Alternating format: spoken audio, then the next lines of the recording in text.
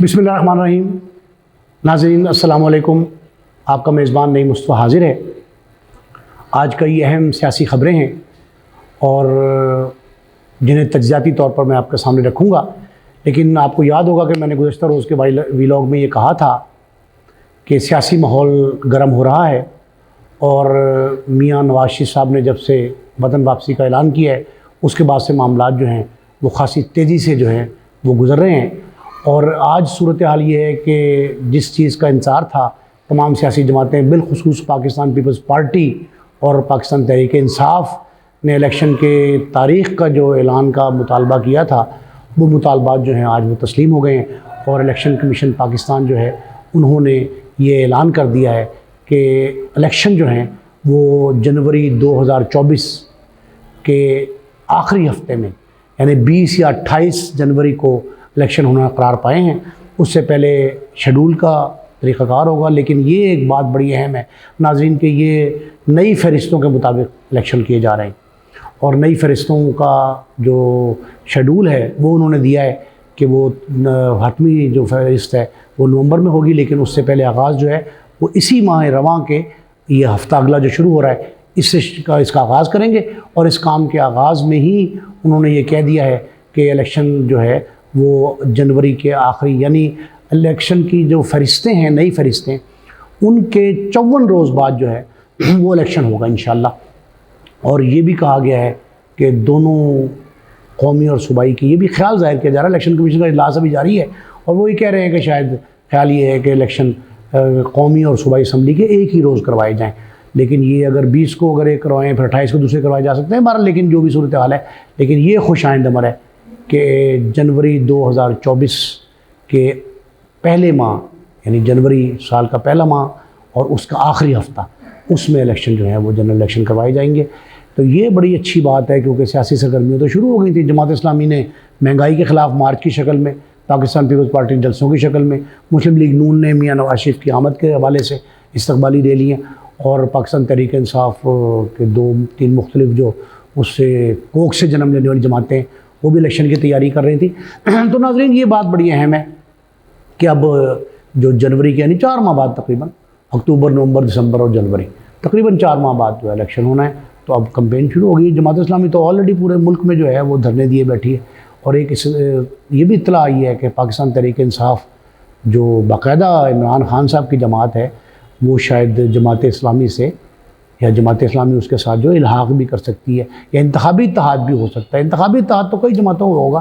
Pakistan peoples party और मुस्लिम league नून ने जो COD दस्तखत किए थे उस पर भी गुफ्तगू चल रही है और वो मियाँ नवाज़ शरीफ साहब के आने पर रीनिगोशिएट किया जा सकता है। लेकिन एक इत्तला जो मेरी बड़ी ख़ास इत्तला है और बड़े एक मोतबर ज़राए से मुझ तक पहुँची है वो ये है कि पाकिस्तान तहरीक इंसाफ जब से शिकस्त रेख का शिकार है, इमरान खान साहब जो हैं साबिक़ वज़ीर-ए-आज़म वो पाबंद सलासल हैं, अटक जेल में बंद हैं। तो उस दौरान जो PTI के बहुत से ऐसे नज़रियाती लोग हैं जो जमात अपनी छोड़ना चाहते हैं और तब्दीली जो है उनकी तब्दीली वो लगता ही है कि नया पड़ाव जमात इस्लामी में हो सकता है। तो PTI के कई अहम रहनुमा जो हैं वो पर तोल रहे हैं और उनकी जमात इस्लामी से मुलाकातें भी हो रही हैं। और ये भी दोनों इम्कानात मौजूद हैं नाज़रीन कि एक तो ये है कि वो शायद पाकिस्तान तहरीक इंसाफ और जमात इस्लामी इश्तराक कार कर लें, इंतखाबी इश्तराक कर लें, इंतखाबी इत्तेहाद कर लें, ये चांस है। लेकिन दूसरा ये है कि कहीं अगर ऐसा ना हुआ, पहली तरजीह तो ये है कि दोनों जमातें आपस में जो है ना कोई इत्तेहाद करेंगी और लाइक माइंडेड लोग हैं उनमें। लेकिन वो लाइक माइंडेड अगर नहीं होता इत्तेहाद तो उस सूरत में जमात इस्लामी ज्वाइन कर सकते हैं। और इसमें बड़ा अहम रोल सेनेटर एजाज़ चोई साहब का होगा जो जमात इस्लामी छोड़ के पाकिस्तान तहरीक इंसाफ में गए थे और उनकी अब भी जमात इस्लामी में बड़ी फॉलोइंग है।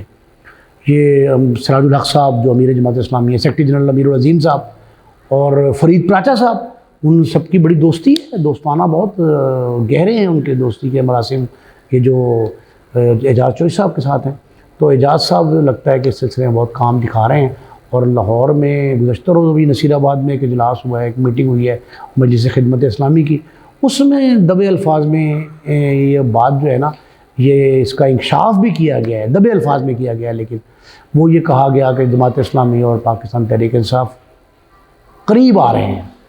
तो क़राबत जो है ना वो किस शक्ल की होती है ये भी चंद दिनों में सामने आ जाएगा।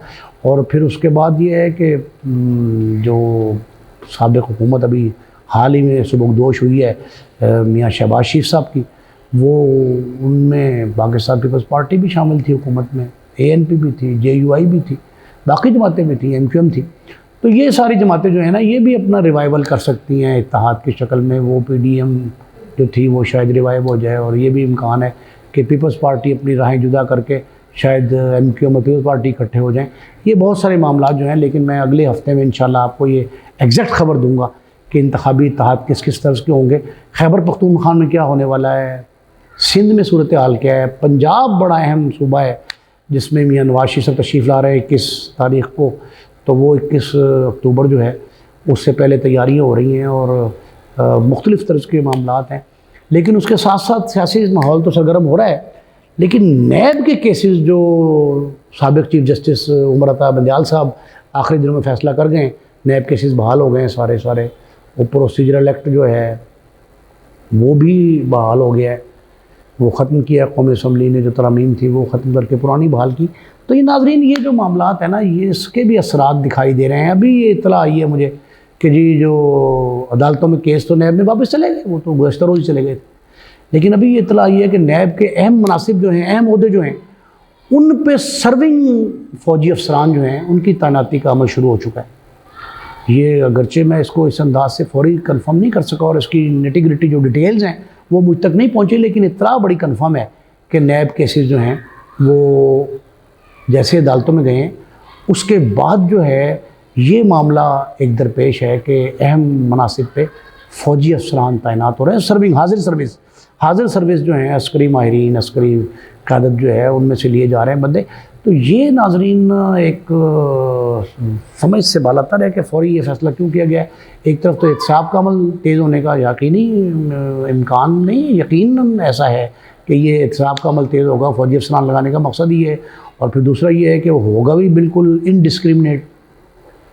और फिर ये भी देखा जा रहा है कि शायद इलेक्शन के लिए, कि इलेक्शन से पहले कुछ लोग जो हैं उनके ख़िलाफ़ केसेस, इमरान खान साहब के ख़िलाफ़ 4-5 केसेस जो हैं नए तैयार हो रहे हैं, 2-3 पुराने केसेस रिवाइव हो गए। तो ये नाज़रीन नैब में मामला जो है ना वो ख़ासे मुश्किल मरहले से गुज़र रहे हैं, और देखते हैं कि ये नैब के नए सेटअप का ऊँट जो है ना वो किस करवट बैठता है। और बहुत सी ख़बरें आपसे शेयर करूँगा, लेकिन कल तक के लिए अपने मेज़बान नईम मुस्तफ़ा को इजाज़त दीजिए। अल्लाह निगहबान।